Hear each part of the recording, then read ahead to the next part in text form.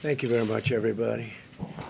Before we begin, I'd like to congratulate all of those incredible people that have worked for so long on our endless war in Afghanistan, 19 years, going on 20 years, and there hasn't been a moment like this. We've had very successful negotiations. We think they'll be successful in the end.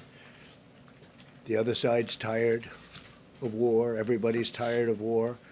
That's been a particularly long and gruesome one. And I want to congratulate President Ghani and the people of Afghanistan. I want to remember all of the people, all of the great, great men and women that have lost their lives in the war, and to their parents and wives and husbands and families, brothers and sisters. It's a great, great people. Many lives over such a long period of time have been lost. I want to thank our wounded warriors, people that are still bearing pain and all of the problems that they've had to go through. And they're incredible people, incredible spirit. I'd go to Walter Reed and see them so often, and the spirit they had, they wanted to go back. Despite their wounds, they always said, I want to go back. Wounded warriors, they're incredible people. I guess most of all, I want to thank all of the people in the United States for having spent so much in terms of blood, in terms of treasure and treasury, the money that has been spent, the lives that have been lost. And we just signed an agreement that puts us in a position to get it done, bring us down to in the vicinity of 8,000 troops. The United Nations was informed of everything, and NATO has been great. Secretary Stoltenberg has been fantastic. And I want to thank the United Nations for the help they gave, and I also want to thank and congratulate Secretary Stoltenberg of NATO. 29 countries involved, and all approving, all very happy with what's going on. I want to also thank and congratulate Secretary of State Pompeo and Secretary of Defense Mark Esper. And I'll be meeting personally with Taliban leaders in the not too distant future. And we'll be very much hoping that they will be doing what they say they're going to be doing. They will be killing terrorists. They will be killing some very bad people. They will keep that fight going. We've had tremendous success in Afghanistan in the killing of terrorists, but it's time, after all these years, to go and to bring our people back home. We want to bring our people back home. And again, it's been a long journey in Afghanistan in particular. It's been a very long journey. It's been a hard journey for everybody. We're very largely a law enforcement group, and that's not what our soldiers are all about. They're fighters. They're the greatest fighters in the world. As you know, we've destroyed in Syria and Iraq 100% of the ISIS caliphate, 100%. We have thousands of prisoners. We've killed ISIS fighters by the thousands. And likewise in Afghanistan, but now it's time for somebody else to do that work, and that'll be the Taliban, and it could be surrounding countries. There are many countries that surround Afghanistan that can help. We're 8,000 miles away, so we'll be bringing it down to 8,000 to approximately 8,600 in that vicinity, and then we'll make our final decision some point in the fairly near future. But this was a very spirited agreement. There was a lot of talk. There was a lot of everything. They've been trying to get this for many years, and just it's time. So I just want to thank everybody. I want to congratulate everybody.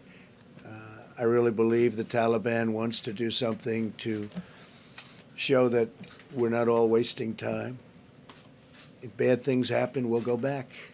I let the people know we'll go back, and we'll go back so fast, and we'll go back with a force like nobody's ever seen. And I don't think that will be necessary. I hope it's not necessary.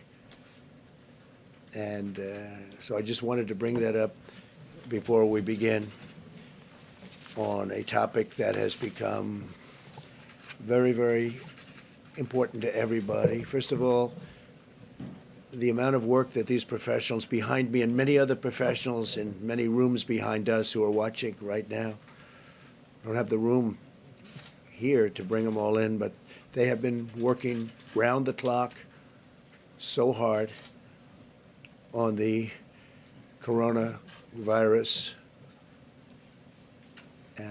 It's a tough one, but a lot of progress has been made. I want to provide an update to our people, to our citizens, to the world, frankly, on our action to address the coronavirus and those that have been hurt badly by it. At this moment, we have 22 patients in the United States currently that have coronavirus. Unfortunately, one person passed away overnight. She was a wonderful woman, a medically high-risk patient in her late 50s. 4 others are very ill. Thankfully, 15 are either recovered fully or they're well on their way to recovery. And in all cases, they've been let go in their home. Additional cases in the United States are likely, but healthy individuals should be able to fully recover. And we think that will be a statement that we can make with great surety now that we've gotten familiar with this problem. They should be able to recover should they contract the virus. So healthy people, if you're healthy, you will probably go through a process and you'll be fine. Since the early stages of the foreign outbreak, my administration has taken the most aggressive action in modern history to confront the spread of this disease. We moved very early. That was one of the decisions we made that really turned out to be a lifesaver in a sense, big lifesaver. On January 31st, I imposed travel restrictions on foreign nations who had, and anybody that had been to China or people coming out of China. And I want to say that China seems to be making tremendous progress. Their numbers are way down, and if you read Tim Cook of Apple said that they're now in full operation again in China, their numbers are way down. Experts now agree that the decision to move so quickly, despite a lot of opposition on that decision, was a wise one. It greatly slowed the spread of the virus to the United States, and it really gave us time to do some of the critical moves that we've done. And it allowed these great professionals to get together and figure it all out. And we think they've done that. We've taken the most aggressive actions to confront the coronavirus. They are the most aggressive taken by any country. And we're the #1 travel destination anywhere in the world, yet we have far fewer cases of the disease than even countries with much less travel or a much smaller population. As an important part of our efforts, on Monday I'll be meeting with the largest pharmaceutical companies in the world, actually. They'll be coming to the White House, and we're talking about a vaccine and developing very quickly, and they've already started working on it, developing very rapidly a vaccine for the virus, to combat the virus. And we're having very good initial feedback.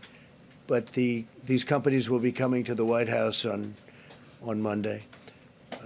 Tremendous amounts of supplies are already on hand.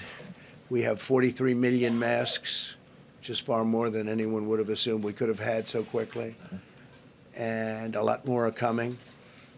Today, the White House Coronavirus Task Force, led by Vice President Mike Pence, they met for 2.5 hours. I spent a lot of that time with them also, and we came up with some ideas, recommendations, and frankly, some pretty strict edicts that we're going to be going by, and Mike's going to be discussing that. But we are really having a group of people that is so talented, and they're working round the clock. And for that reason, I really would wish that we could report exactly what's happened, how well we're doing under quite adverse circumstances. But we're doing really well, very, very professionally handled. Our country is prepared for any circumstance. We hope it's not going to be a major circumstance. It'll be a smaller circumstance. But whatever the circumstance is, we're prepared. And I'd like to just ask and caution that the media, we would respectfully ask the media and politicians and everybody else involved not do anything to incite a panic, because there's no reason to panic at all. This is something that is being handled professionally. I also want to thank, by the way, governors and representatives of our various states, in some cases, some more than others, because they've really been working very hard in areas where we've seen indication of the virus. But I want to thank the governors and all of the representatives from all of our states, the rooms they've made available, the speed with which they've worked has really been incredible. So, again, thank you to everybody. I'm going to ask Mike Pence now to discuss a little bit about travel. And we have some restrictions on some travel from other countries that are having a hard time. And I want to thank everybody. We'll take some questions as soon as we're finished. Thank you very much.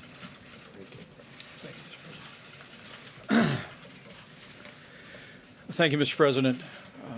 Let me begin, as the President did, by expressing our deepest condolences to the family of the woman in Washington State who's lost her life to the coronavirus. I want to assure that family that they're on the hearts of every American and those that are continuing to struggle.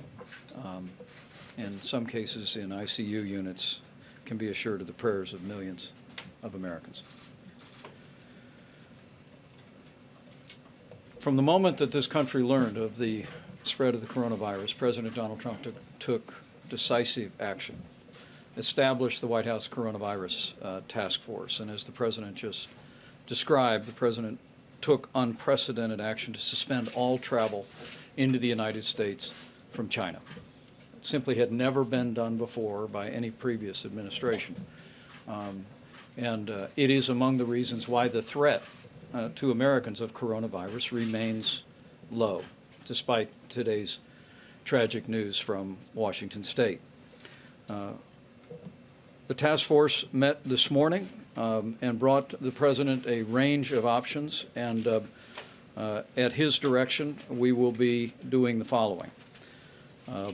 First, the President authorized action today to add additional travel restrictions on Iran.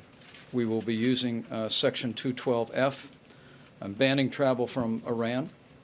Iran is also already under a travel ban, but we are expanding existing travel restrictions to include any foreign national who has visited Iran within the last 14 days. In addition to moving Iran, we are going to increase to the highest level of advisory, which is level 4, advising Americans do not travel to specific regions in Italy and South Korea. Let me say again, the President today has authorized the State Department to increase the travel advisory for Americans to level 4. We are urging Americans to not travel to the areas in Italy and the areas in South Korea that are most affected by the coronavirus. The President's also directed the State Department to work with our allies in Italy and in South Korea to coordinate a medical screening in their countries of any individuals that are coming in to the United States of America, and we look forward to working with them in a collaborative and a cooperative way. Now, with regard to the task force, I'm just a few days into this job, but I can tell you, having spent time with these extraordinary professionals that the President just alluded to, having spoken directly to more than a dozen governors, including Governor Jay Inslee this morning in Washington State, I think every American would be proud to know what I've heard about the work of HHS, the work of CDC, the work of all of our agencies. At the President's direction, this team has been working seamlessly with health officials at the state and local level. And I can assure the American public that we will continue to live out the President's admonition a few days ago that we're all in this together. And as we work with members of Congress, I've had the opportunity to speak with Republican and Democrat leadership in the Congress. We'll be working very closely on a supplemental funding bill to make sure that not only do all these agencies have the resources that they require, but we'll also make sure that state and local health officials have the resources and the reimbursement to take such actions that are necessary to protect the health of the American people. The President mentioned masks. This morning we talked a great deal about additional medical supplies. Let me be very clear, and I'm sure the physicians who are up here will reflect this as well. The average American does not need to go out and buy a mask. But this administration is going to always put first our patients first, and second, we're going to make sure and protect the health of our healthcare providers. As the President said, we have more than 40 million masks available today. We've contracted now with 3M to 35 million more masks per month will be produced, and we're also going to be working with other manufacturers. In addition to that, the Assistant Secretary for Preparedness and Response will be announcing today courses of action to increase the availability of masks, as well as prioritizing availability to high-risk healthcare workers, modifying guidance, and developing a whole-of-nations communications plan. The President wants us to be certain that our healthcare providers have the support they need to do their job and to do their job safely. With that, I'm going to yield the podium to the Secretary of Health and Human Services, and then we'll hear from some of our medical experts. But let me assure every American, at President Trump's direction, this is an all-hands-on-deck effort. While the risks to Americans remain low, the President's actions today with regard to Iran, with regard to Italy and with South Korea, and with regard to making medical supplies more available, I hope gives evidence to the fact that at his direction, we're going to continue to lean into this effort and put the health and safety of the American people first. Mr. Secretary. Thank you, Mr. Vice President. Let me begin by, on behalf of all of the officials at HHS and our whole teams, expressing our sadness for the loss of this patient in the state of Washington. Any single death for us is a real tragedy, and our sympathy to her family and our solidarity with all those who are and will suffer from the novel coronavirus. From day one, this is what we predicted. This is what we expected. The risk to any average American is low from the novel coronavirus. The risk remains low thanks to the unprecedented actions President Trump has taken and the actions he's announcing today. That risk remains low. But this can change rapidly. We have always said, from the first moment that we have spoken about this, that we would see more cases. We are seeing more cases. We will see more cases. But it's important to remember, for the vast majority of individuals who contract the novel coronavirus, they will experience mild to moderate symptoms, and their treatment will be to remain at home, treating their symptoms the way they would a severe cold or the flu. For some individuals, a smaller percentage, especially those who may be medically fragile, they will require medical attention, including possibly hospitalization. Our basic message in terms of the containment of this disease and the measures that we have and are taken and are today announcing is we want to lower the amount of travel to and from the most impacted areas. This is a basic containment strategy. That is the philosophy behind the moves that we have taken, the moves we're announcing today, and any moves that we will consider in the future. With that said, let me turn things over to Dr. Tony Fauci, the director of the National Institute of Allergy and Infectious Disease at NIH. Thank you very much. Dr. Fauci. Thank you very much, Mr. Secretary. I want to first, again, as the entire team feels, to extend our sympathies to the family of the individual who expired as a result of this particular virus and this particular disease. But I also want to underscore and emphasize the points that the Secretary made about what is evolving here. You've heard of the terminology community spread. Well, community spread is when you have infection in the community in which you don't have a direct link to a known index case. That really challenges us with something that we need to do and that we do very well. The state and local health authorities, in collaboration with the CDC, would need to identify, isolate, and contact trace. And that's what's going on right here in the country. With regard to the particular area that's involved now in Washington, the country as a whole, because we get asked that all the time, still remains at low risk. But when we say that, we want to underscore that this is an evolving situation. And in real time, we will keep you appraised of what is going on just the same way as that we are doing it today. So how do you address this new challenge? There's what we do from within and what we do from without. I hearken back to the original decision that was made by the president of making sure that we knew the scenario that was going on in China. We prevented travel from China to the United States. If we had not done that, we would have had many, many more cases right here that we would have to be dealing with. So in that spirit, the approach is going to be, as we address this challenge, which is going to evolve by the day and by the week, to do what was just mentioned, to try and keep our citizens from going to places that are active infection and to prevent places where there are active infection to necessarily easily get here. That's the getting it from without to within. From within, we will very aggressively do the kind of public health measures that would hopefully contain this. But as we say this, we need to prepare for further challenges, and we will have them. You will hear about additional cases that will be coming on. You should not be surprised by that, but to realize that that is something that is anticipated when you get community spread. So when you have cases throughout the world, the way we're seeing now, South Korea, Italy, Iran, and places like that, the United States cannot be completely immune to that. The challenge is how we deal with it. And I can assure you all the resources that are necessary are going to be put into dealing with what we see evolving right now.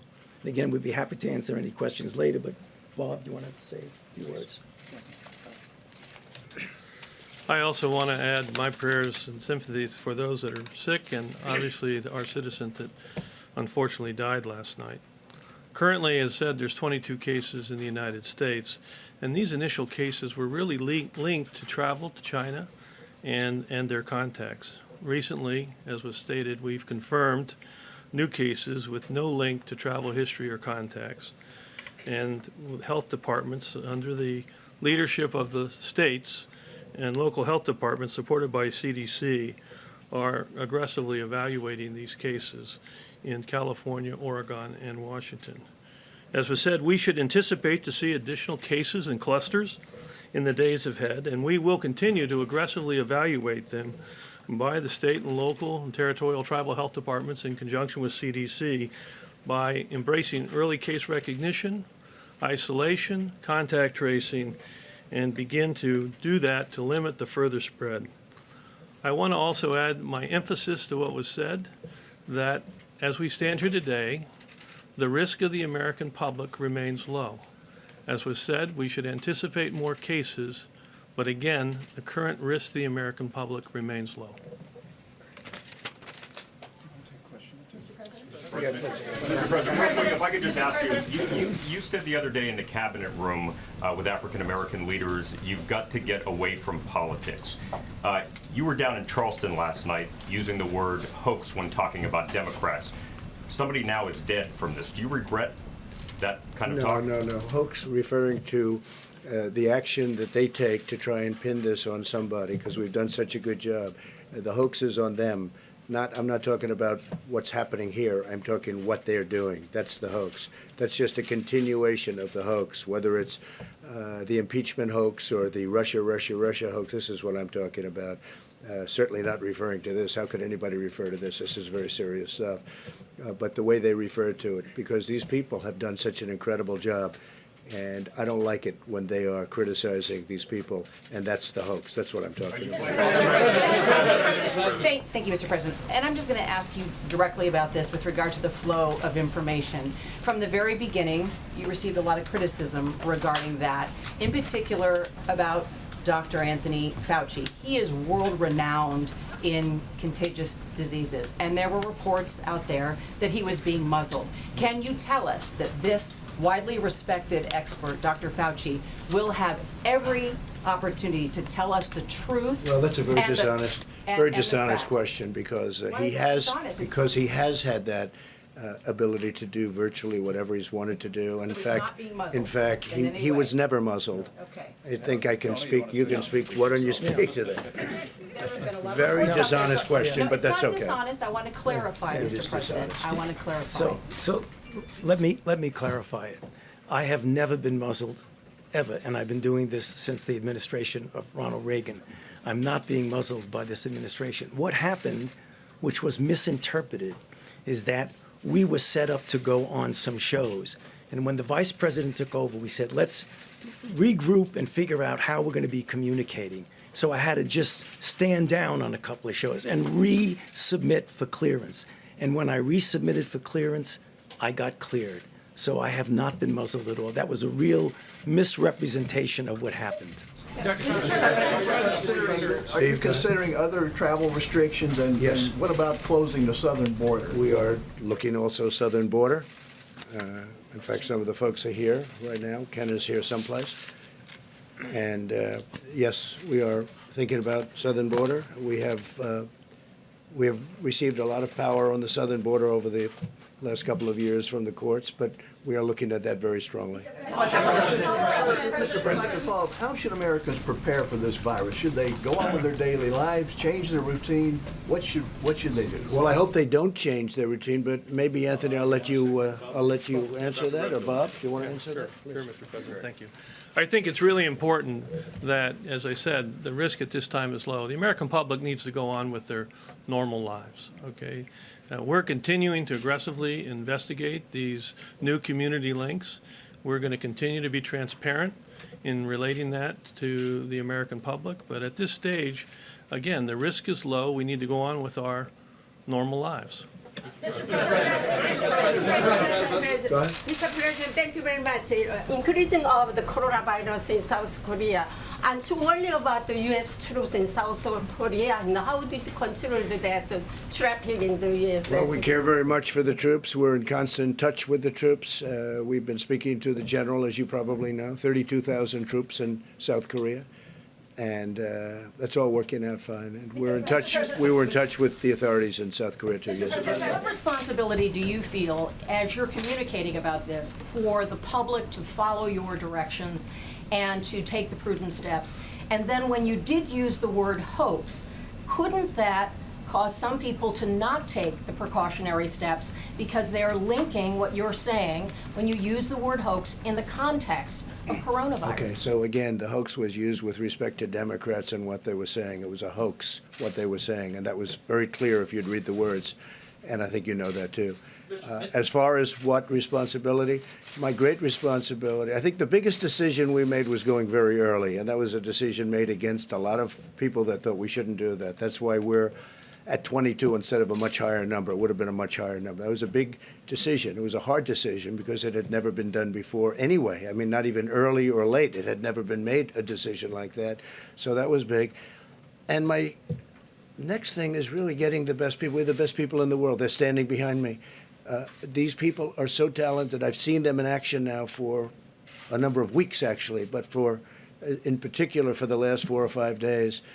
And I want to thank Mike Pence and everybody for the job they're doing. We have a great team. We have great people. And this too will end. Are there Go ahead, please. Go. Do you want? Go ahead. Mr. President. Mr. President, you talked about people going about their routine. I did want to ask, though, with you and the Vice President, is the White House taking any extra precautions to make sure that you don't come in contact with the virus, either through your travel or with who you meet? Well, I think so. I mean, we lead a life. I get around. I was in South Carolina last night. We had a tremendous rally. I've been around. I think we're going to be in very good shape. You know, you're talking about 22 people right now in this whole very vast country. So I think we'll be in very good shape. If I may, a couple of questions for Dr. Fauci about some particulars about the virus. Dr. Fauci, what do you now understand about the morbidity? I mean, the Secretary refers to medically fragile people. Are you confident that if you're a relatively healthy young person, that this will not be fatal for you? Okay, so the number in our country currently is low, but when you look at the pattern, it seems to be following the experiences that others have had. It's never 100%. If you look at the totality of the cases that have been reported, particularly from China, about 75 to 80% of them would do really quite well. They would just sort of like a bad flu or a cold. You get anywhere from 15 to 20 somewhat percent who are going to go on to require advanced medical care, hospitalization, possibly intensive care. For the most part, the people who get in trouble and ultimately, tragically, would die from this are people who are elderly and or have underlying conditions, heart disease, chronic lung disease, diabetes, obesity because of the difficulty in breathing back and forth. However, every once in a while, you're going to see a one-off. You're going to see a 25-year-old person who looks otherwise well that's going to get seriously ill. But the vast majority of the people who get into trouble do have these underlying conditions. And that's why it confuses people, because they say, well, you just said that, and then there's a report of a 40-year-old physician from China who died. That's going to happen. That happens with influenza. Most of the time, influenza kills people who are advanced age and underlying conditions. But you hear in the media every once in a while, a college student would get infected and ultimately die. But the majority is in that risk group. And one more technical question. Yes. Have you determined whether there are any variants of this virus so that a person who may have gotten it and then gotten over it could get it again? No, there's no indication that that's going on at all. If this virus acts like other viruses, which I have no reason to believe it won't, once you've gotten infected and recovered, you're not going to get infected with the same virus.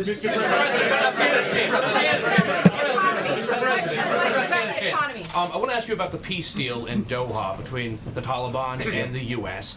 Does this mean the war in Afghanistan is over? Is the Taliban in charge? And secondly, Congressman John Radcliffe, why are you renominating him? He's a terrific man. He's been fantastic at everything he's done. He's highly respected. He wanted to wait till after the IG report came in, as you saw. Originally, I don't think he was officially or formally nominated. His name was thrown out, but he wanted to wait till after the IG report. The IG report has now come, and we've learned a lot of very bad things from the IG report, as you know very well. And I think he'll go through a process, and it'll go fairly quickly. He's a very respected man. Somebody that I've gotten to like, somebody who really has, he's someone who's really distinguished himself, and I think over the last year and a half, 2 years in particular. So we're very happy with that. As far as the Taliban is concerned, everybody wanted this to happen. The Taliban wanted it to happen. President Ghani was very much involved in this, as you know, and he's now dealing with the Taliban. But we're talking about 19 years we've been there, 19 years, and other presidents have tried to do this. The Taliban has given a pledge, and a very strong pledge, and we'll see how that all works out. We hope it's going to work out very well. I think they have big incentives to do it, but they have to take care of the terrorists and kill the terrorists. We'll be working in a different kind of a fashion toward that end. But the job we've done has been a fantastic one in terms of terrorists and terrorism, and it's time for our people to start coming home. Mr. President, you mentioned the drop of spread in China, the coronavirus cases. Is the U.S. government considering evaluating similar measures in the U.S. in case the situation gets Some worse? measures, we've been in very close contact with China, including myself with President Xi. He very much wanted this to happen. He wanted this to get out and finished and be done. He's been working very, very hard, I can tell you that. And they're making a lot of progress in China. You probably saw Starbucks are now opened again. You probably saw that, as I mentioned, Tim just came out and he said Apple is back to normal in terms of production in their facilities in China. They've made a lot of progress. Thank you. Couple of questions, one of them technical. The woman who passed away, did she travel to South Korea, or is she a case of community spread? Whoops. Yeah, the case, again, this is why we're talking about the community cases with no link to travel. So the investigation at this time shows no evidence of link to travel or a known contact. Okay, and also you said that Americans as a whole are at a low risk. Are Americans on the west coast of the United States at a low risk? And are you considering restricting travel within the United States?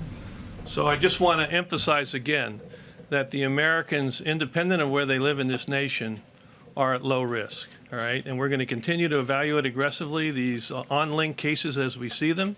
And as we learned, we'll obviously communicate that. Thank you so much, Mr. President. Why are you considering closing the border with Mexico, since there are so many more cases here than there? And another question, are you working with the governments from Brazil and Mexico to try to coordinate a response about this? Did you talk to President Bolsonaro? Well, we have a great relationship, as you know, with Mexico. We have 27,000 soldiers. They're soldiers on our border doing a fantastic job. Our numbers are way down, people coming into our country illegally.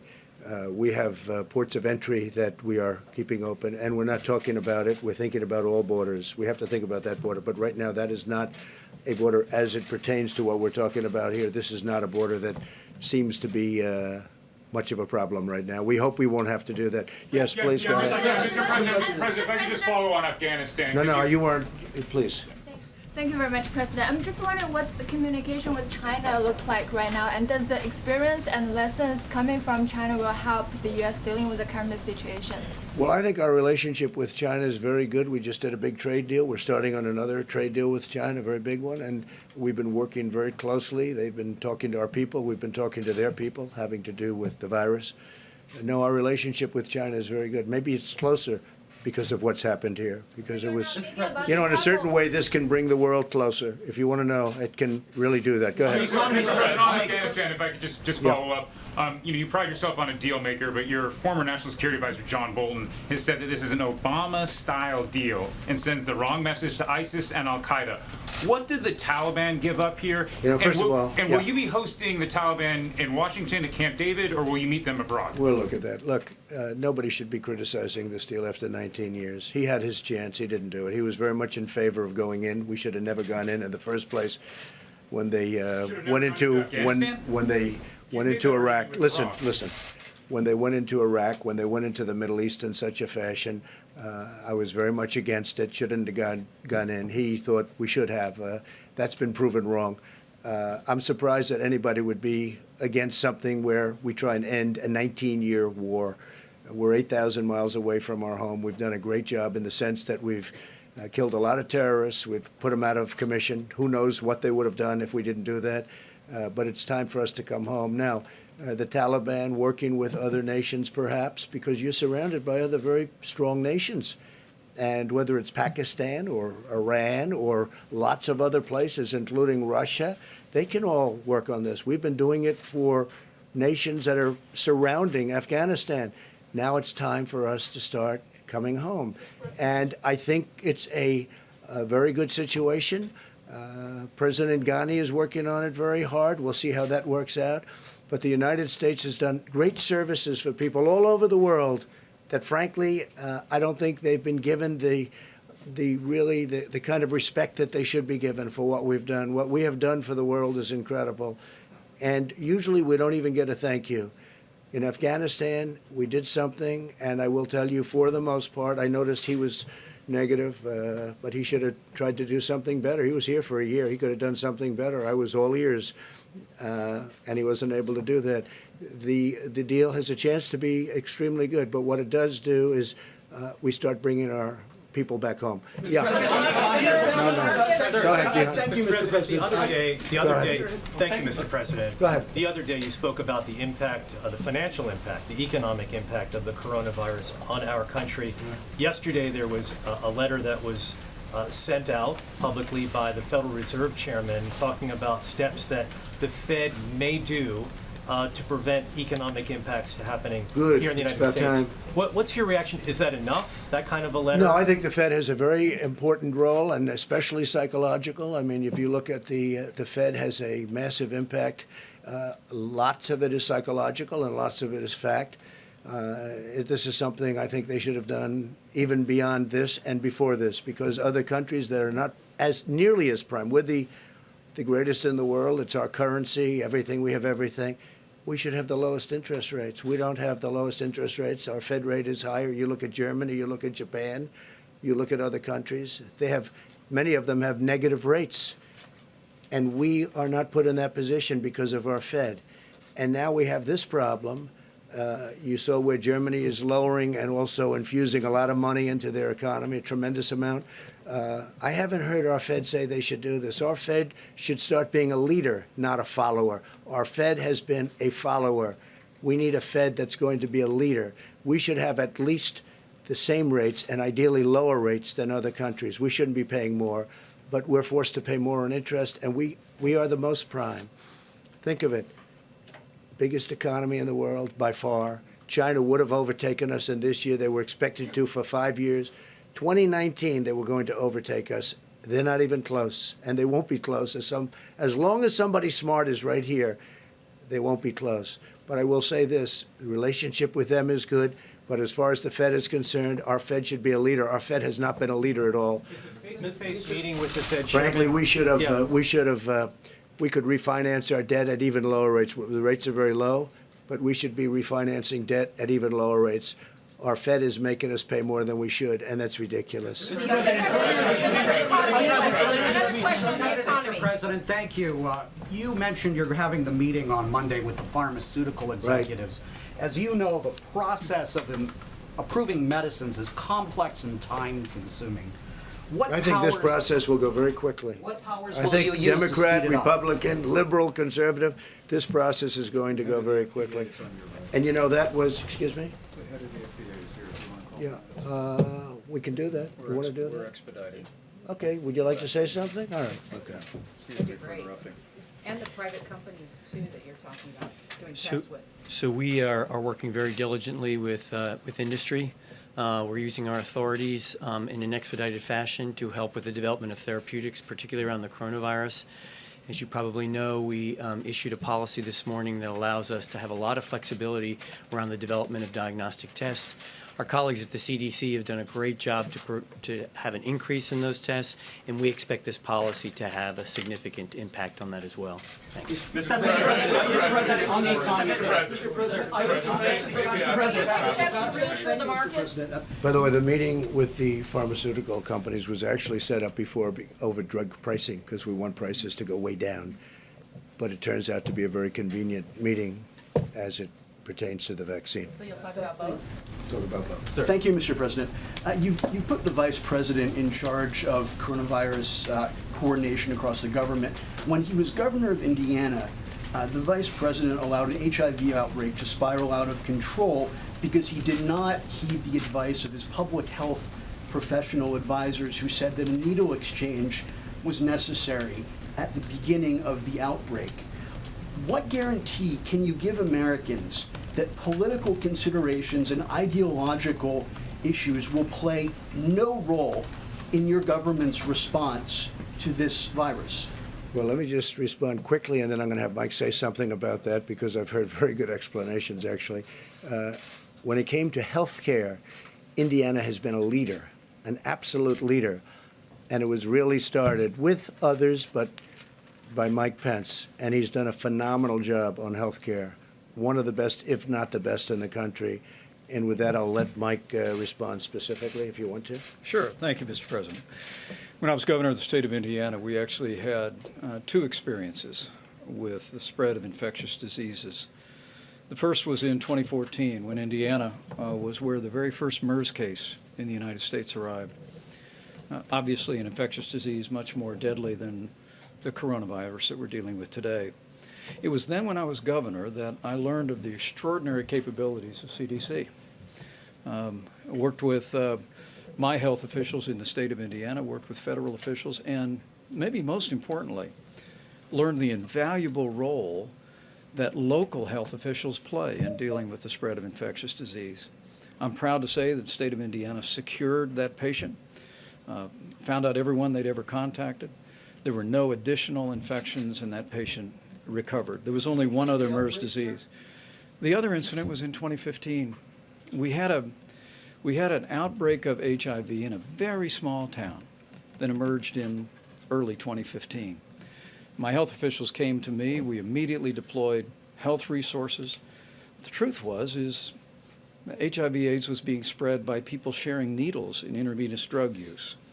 And the state of Indiana did not allow for providing a needle exchange to citizens. But the CDC came in and made a recommendation, and I declared a public health emergency and made for 30 days a needle exchange available in the state of Indiana. And I'm proud to say that every one of those patients was treated. We ended the spread of the HIV/AIDS virus in that community. But again, as I've said before, I think, as the President and I have discussed, I think my experience as a governor dealing with two different infectious diseases and seeing the vital role that local healthcare providers play, that federal officials play, it has really informed me. It's one of the reasons why I've been spending a lot of time talking to governors. I met yesterday with state health officials and the governor in Florida, and I'm proud of the work that we did in the state of Indiana, and I hope to continue to bring all of the best minds together to deal with this issue. Great answer, and he's doing a great job. Go ahead. He's doing a great job. Great answer. Thank you. 2 days ago, 36 Turkish soldiers were killed in Idlib, Syria. And today, Turkish foreign... When was that? When? 2 days ago. Okay. And today, Turkish Foreign Minister Mevlut Çavuşoğlu said Turkey wants a Patriot air defense system from United States. Are you in talk with Turkish government regarding We're this speaking topic? to President Erdogan a lot, and we are talking to him about exactly what you're referring to. Are you able to do anything from a policy or reassurance standpoint to try to deal with? The markets will all come markets? back. The markets are very strong. The consumer is unbelievably strong. The companies are very strong. We have one problem. We have to get this problem brought into focus, and it is right now. I think our professionals are doing a great job. I'm not thinking in terms. Well, it's certainly not a good situation when you lose travel. That's a big part of market. But for a period of time, we're going to have to do whatever is necessary. Safety, health, number one. The markets will take care of themselves. The companies are very powerful. Our consumer has never been in a better position than they are right now. Larry Kudlow was telling me before that the numbers, I said, don't even bring it up, what difference? But that the numbers are very strong. He's got numbers from Friday, very strong. You see the numbers. But our focus is on exactly this. It's not on that. That will take care of itself. Are you considering any tax breaks to help ease the pain? I think the big thing we're looking for is the Fed to do its job.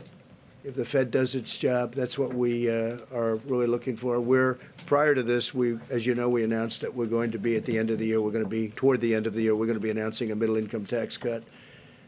in order to get that through. I don't think the Democrats are going to be approving any tax cuts because they like to raise taxes instead of lower taxes. But we'll be, in the not too distant future, announcing a very major middle income tax cut. Okay. So, ladies and gentlemen, thank you. How can you say that the markets are about the momentum? Go ahead, please.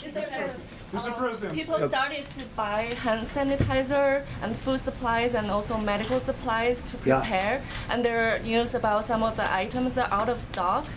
Do you think they should get prepared and also? I think it's always good to be prepared. I think it's always good, but we are super prepared. When you hear 43 million masks as an example. All right, we'll do one more. Go ahead, the gentleman. Thank you very much. It has been reported yesterday that you are willing at this point to meet with leaders of Russia, China, the UK, and France to discuss arms control issues, among other things. They all want to discuss arms control, and that's a wise thing. We're spending now over $20 billion on nuclear and on the super speed missiles and many other things. And they have come to me, and they all want to now discuss arms control. And that includes China, and that includes Russia. And I think it's very smart of them to want to do it, and I think it's very smart of us to want to do it. And we will be discussing that in New York. How can you say the markets are strong? Sir, how can you say the markets are strong? Go ahead, one final question. Go ahead. Washington please. State. Anticipate troops will be returning. You said, how soon do you see them returning in this U.S.-Taliban agreement? How soon do you expect troops to be coming back? Today. Okay? Today. They'll start immediately. How can you say the So, ladies and gentlemen, we'll be doing this quite often. We're going to keep you abreast of all of the facts. And again, I want to thank the professionals. They are great professionals. I've gotten to really know them and see them under very interesting and tough and trying conditions. We have the finest in the world. I will say this, other countries call us and they ask, would it be possible for them to speak to Anthony and Bob and the people that you're talking to on a daily basis now. So we're going to be very transparent. We'll be meeting you probably tomorrow or the next day. We'll keep you abreast. Thank you very much. Thank you.